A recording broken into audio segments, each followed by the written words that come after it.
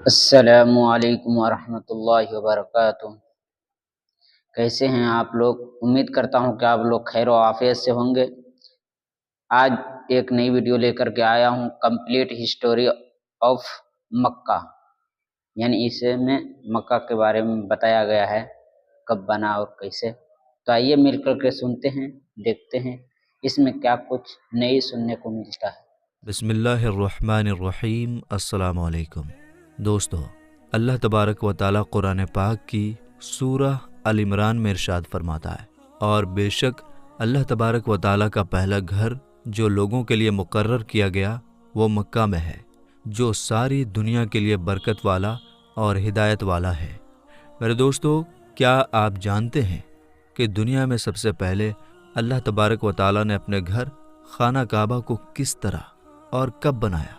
کیا یہ بات سچ ہے کہ اللہ تبارک و تعالیٰ نے خانہ کعبہ کو پیدا کیا؟ اور خانہ کعبہ کی تعمیر سب سے پہلے کس نے کی؟ یعنی خانہ کعبہ کو سب سے پہلے کس نے بنایا؟ اور خانہ کعبہ کا حج اور طواف کرنے والے سب سے پہلے کون لوگ تھے؟ اور ابھی جو کعبہ شریف ہے اس کو تعمیر یعنی بنائے ہوئے کتنے سو سال ہو گئے؟ اور خانہ کعبہ کو اب تک کتنی بار تعمیر کیا جا چکا ہے یعنی بنایا جا چکا ہے؟ اور خانہ کعبہ کا رہسیمئے اتہاس کیا ہے؟ میرے دوستو، ان سارے سوالوں کے جواب ہم آپ کو قرآن و حدیث کی روشنی میں بتائیں گے، اس لیے آپ سے ریکویسٹ کرتے ہیں کہ ہماری اس ویڈیو کو پورا ضرور دیکھیے گا۔ دوستو، خانہ کعبہ ایک ایسی مقدس جگہ ہے جس کو دیکھنے کے لیے ہر مسلمان تڑپتا ہے، اور جس کا طواف کرنے کے لیے ہر مسلمان کا دل ترستا ہے۔ میرے دوستو، ابھی کا جو خانہ کعبہ ہے وہ 404 سال پرانا ہے۔ خانہ کعبہ کو اب تک 10 بار بنایا جا چکا ہے۔ میرے دوستو، خانہ کعبہ کی سب سے پہلی تعمیر حضرت آدم علیہ السلام کی پیدائش سے 2000 سال پہلے ہوئی، اور خانہ کعبہ کو سب سے پہلے اللہ تعالیٰ کے حکم سے فرشتوں نے بنایا۔ جس طرح کہ تفسیر کی کتاب قرطبی میں لکھا ہے کہ جب اللہ تبارک و تعالیٰ سے فرشتوں نے کہا کہ انسان تو پیدائش کے بعد زمین پر جھگڑا فساد کرے گا اور بہت خون خرابہ ہوگا، جس پر اللہ پاک نے فرمایا کہ جو کچھ میں جانتا ہوں وہ تم نہیں جانتے۔ فرشتے یہ سوچنے لگے کہ اللہ تبارک و تعالیٰ ہم سے ناراض ہو گیا ہے۔ اس وقت فرشتے اللہ تبارک و تعالیٰ کو راضی کرنے کے لیے اللہ تبارک و تعالیٰ کے عرش کے نیچے طواف کرنے لگے اور اللہ پاک کی تسبیح بیان کرنے لگے، تو اللہ تبارک و تعالیٰ نے ان پر رحمت نازل فرمائی اور اپنے عرش کے نیچے خوبصورت اور حسن و جمال والا گھر تعمیر کیا، جو زبرجد کے 4 کھمبوں پر بنا ہوا تھا، اور یہ گھر فرشتوں کے بیچ بیت المعمور کے نام سے جانا گیا۔ جس طرح کہ اللہ تبارک و تعالیٰ سورہ طور میں بیت المعمور کا ذکر فرماتا ہے۔ میرے دوستو، بیت المعمور فرشتوں کا کعبہ ہے، اور یہ 7ویں آسمان میں عرش کے سامنے کعبہ شریف کے بالکل اوپر ہے۔ فرشتوں کے بیچ بیت المعمور کی ایسی اہمیت ہے جیسے زمین پر کعبہ شریف کی اہمیت ہے۔ یہ آسمان والوں کا قبلہ ہے، اور ہر روز 70,000 فرشتے اس کا طواف کرتے اور نماز کے لیے حاضری دیتے ہیں۔ جو فرشتہ ایک بار بیت المعمور میں طواف کر لیتا ہے یا نماز پڑھ لیتا ہے، اس کے بعد دوبارہ اس کو کبھی موقع نہیں ملتا، بلکہ ہر روز نئے 70,000 فرشتے بیت المعمور میں حاضری دیتے ہیں اور اللہ تبارک و تعالیٰ کی عبادت کرتے ہیں۔ بخاری اور مسلم شریف کی حدیث ہے کہ حضور پاک صلی اللہ تعالیٰ علیہ وسلم کو بھی بیت المعمور دکھایا گیا۔ میرے دوستو، سب سے پہلے اللہ تبارک و تعالیٰ نے فرشتوں کے لیے کعبہ بنایا، جس کو بیت المعمور کہا جاتا ہے۔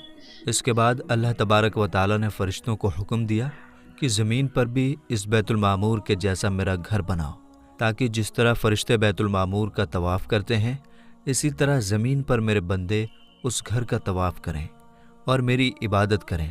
چنانچہ فرشتوں نے اللہ تبارک و تعالیٰ کے حکم کی تعمیل کرتے ہوئے سب سے پہلے زمین پر بیت اللہ شریف یعنی کعبہ شریف کی تعمیر کی اور اس کا طواف شروع کیا، اور فرشتوں نے ہی سب سے پہلے خانہ کعبہ کا حج کیا۔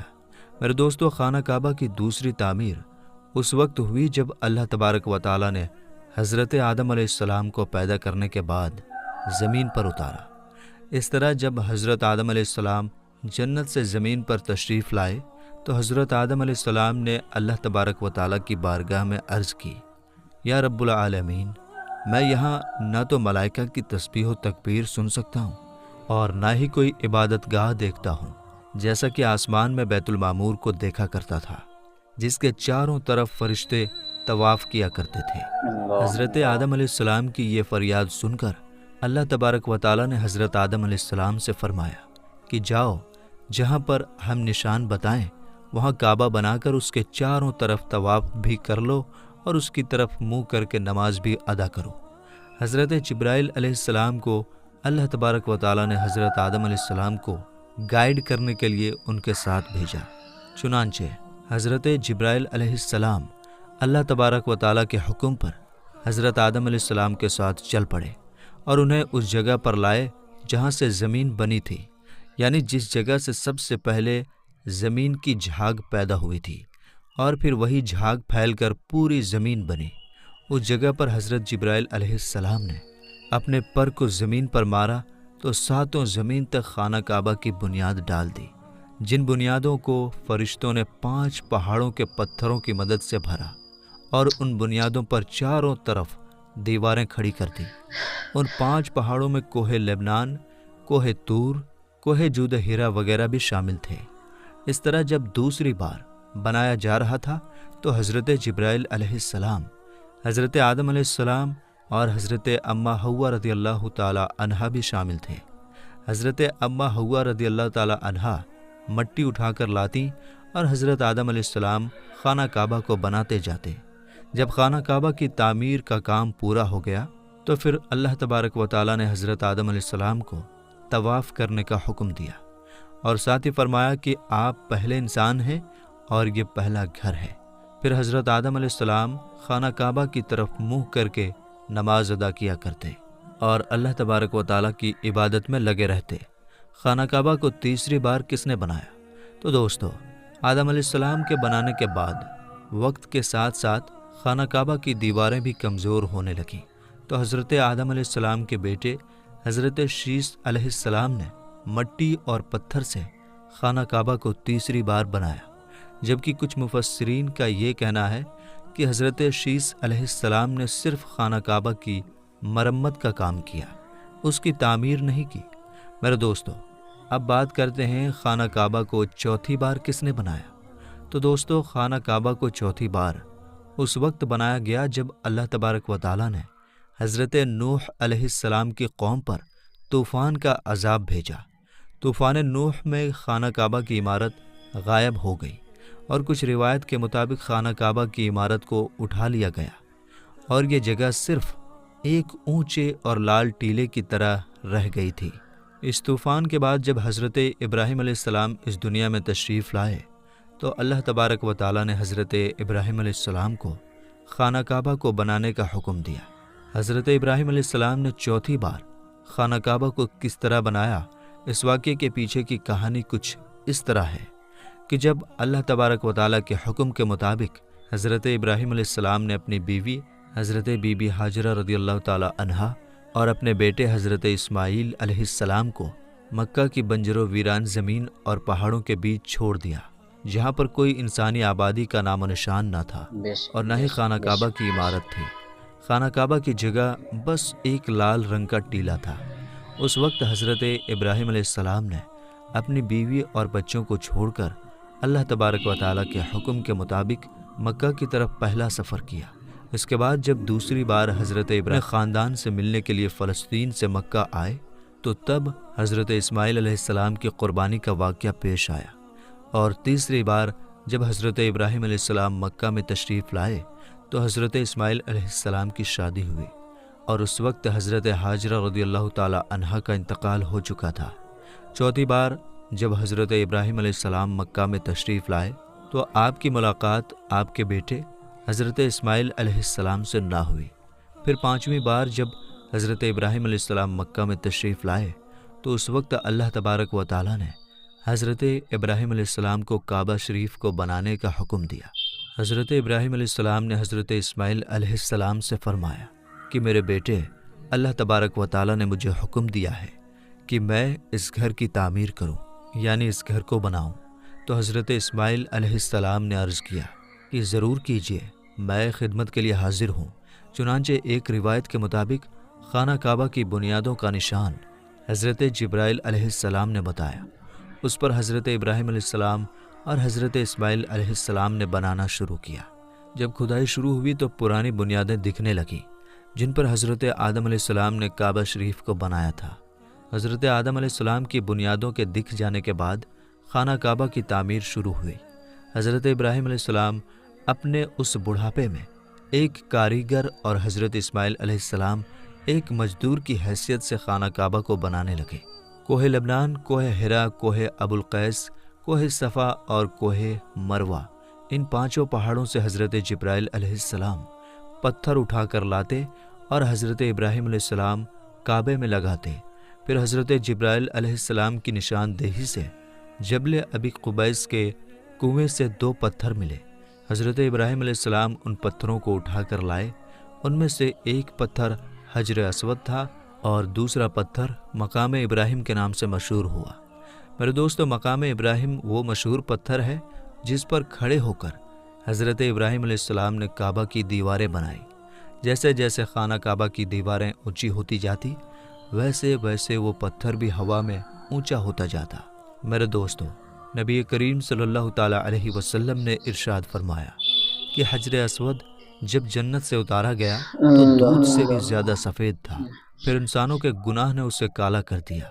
ایک اور روایت کے مطابق نبی کریم صلی اللہ تعالیٰ علیہ وسلم نے ارشاد فرمایا، حجر اسود اور مقام ابراہیم جنت کے پتھروں میں سے 2 پتھر ہیں۔ اللہ تبارک و تعالیٰ نے ان کے نور کی روشنی کو بجھا دیا۔ اگر اللہ تبارک و تعالیٰ ان کے نور کی روشنی کو نہ بجھاتا تو یہ پورب سے پشچم تک سب کو روشن کر دیتے۔ خانہ کعبہ کو 5ویں بار قوم عمالقہ اور 6ٹھی بار قبیلہ جرہم نے بنایا۔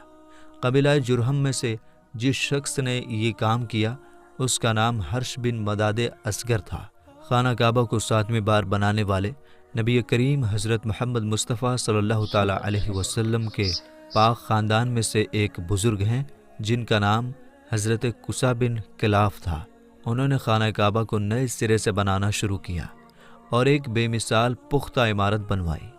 دوستو، خانہ کعبہ کو 8ویں بار بنانے کی ضرورت اس وقت پڑی جب قبیلہ قریش کی سرداری کے زمانے میں ایک زبردست سیلاب آیا جس سے خانہ کعبہ کی دیواریں بہت کمزور ہو گئیں۔ تو ایک مشورے کے بعد یہ فیصلہ لیا گیا اور خانہ کعبہ کو قبیلہ قریش نے پھر سے بنوایا، جس تعمیر میں نبی پاک حضرت محمد مصطفیٰ صلی اللہ تعالیٰ علیہ وسلم کی ذات اقدس نے بھی شرکت فرمائی۔ لیکن اس وقت رقم کم ہونے کی وجہ سے قریش کی تعمیر میں حتیم کعبہ کو شامل نہیں کیا گیا تھا۔ خانہ کعبہ کو 9ویں بار اس وقت بنایا گیا جب یزیدی فوج کی پتھر بازی کی وجہ سے خانہ کعبہ کی دیواریں کمزور ہو گئیں۔ تو حضرت عبداللہ بن زبیر نے حتیم کعبہ جو کہ قریش کی تعمیر میں شامل نہیں کیا گیا تھا اس کو بھی شامل کر کے بنیاد ابراہیمی پر خانہ کعبہ کو نئے سرے سے بنایا گیا۔ خانہ کعبہ کی 10ویں تعمیر عبد الملک بن مروان کے نائب حجاج بن یوسف جو کہ ایک ظالم حکمران تھا، اس نے 74 ہجری میں پھر سے خانہ کعبہ کو قریش والی تعمیر کے مطابق بنوایا۔ اس کے دور کے بعد جب خلیفہ ہارون حکومت پر بیٹھا تو اس نے خانہ کعبہ کو گرانے کا فیصلہ کیا اور حضرت عبداللہ بن زبیر کی تعمیر کے مطابق خانہ کعبہ کو تعمیر کرنا چاہا، لیکن امام ابو یوسف نے یہ کہہ کر اسے روک دیا کہ اگر یہی طریقہ کار رہا تو ہر آنے والے حکمران مشہور ہونے کے لیے خانہ کعبہ کو گرا کر نئی تعمیر کروایا کرے گا اور اس طرح لوگوں کے دلوں میں اس گھر کی عظمت کم ہوتی جائے گی۔ پھر 1040 ہجری میں سلطنت عثمانیہ کے سلطان مراد بن احمد خان شاہ قسطنطنیہ نے حجر اسود والی جگہ کے علاوہ ساری عمارت کی بنیاد کو بنیاد حجاج کے جیسا تعمیر کروایا۔ اس تعمیر کا کام 6 مہینے کے اندر مکمل ہوا۔ اس نے خانہ کعبہ کے اندر سنگ مرمر کا پتھر لگوایا اور بہت ہی خوبصورت چھت بنوائی اور باہر کی دیواریں سنگ مرمر سے چونا میں چنی گئی اور بہت ہی قیمتی اور ریشمی کالے رنگ کا پردہ خانہ کعبہ پر ڈالا گیا جس پر کلمہ طیبہ لکھا ہوا تھا اور سنہری لفظوں میں سلطان کا نام بھی لکھا ہوا تھا۔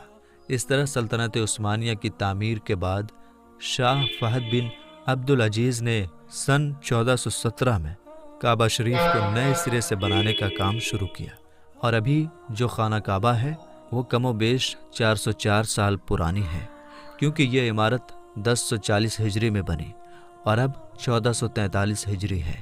اللہ تبارک و تعالیٰ سے دعا ہے کہ اللہ تبارک و تعالیٰ اپنے بیت اللہ شریف کی بار بار زیارت نصیب فرمائے اور حج بیت اللہ کی سعادت نصیب فرمائے۔ آپ لوگ کمنٹ کر کے ضرور بتائیں کہ اس میں کیا کچھ نئی سننے کو ملا۔ اگر ویڈیو پسند آیا ہو تو ویڈیو کو لائک، شیئر اور ہمارے چینل کو سبسکرائب کریں۔ اگر فیس بک پیج پر دیکھ رہے ہیں تو فیس بک پیج کو فالو ضرور کریں۔ ملتے ہیں کسی نیکسٹ ویڈیو میں۔